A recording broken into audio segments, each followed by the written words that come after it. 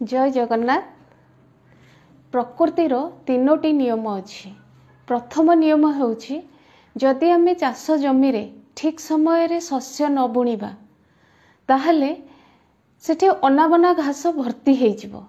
सेमती आपण जदि ठीक समय रे आपणक मुंड भितर सकारात्मक चिंताधारा न भरिबे तेबे निश्चित भाव रे नकारात्मक चिंता सेठी बसा बांधी देबो।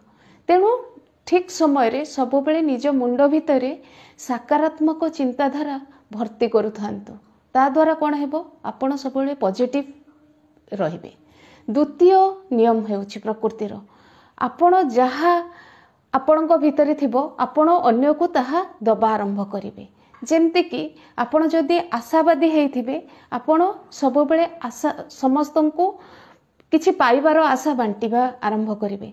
आपण जदि भयभीत हेइथिबे आपण समस्तंको भय बांटिबा आरंभ करिवे।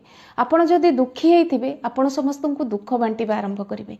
आपण जदि सुखी हेइथिबे आपण निश्चित रूपे समस्तंको सुख बांटिबा आरंभ करिवे। प्रकृतिर तृतीय नियम हेउछि आपण जहा जेतेबेले आपणको मिलुची ताको हजम करिबा सिखंतु। जेमति कि आपण जदि खाद्य को हजम न करिवे ताले आपणकर रोग बढ़ी जिवो।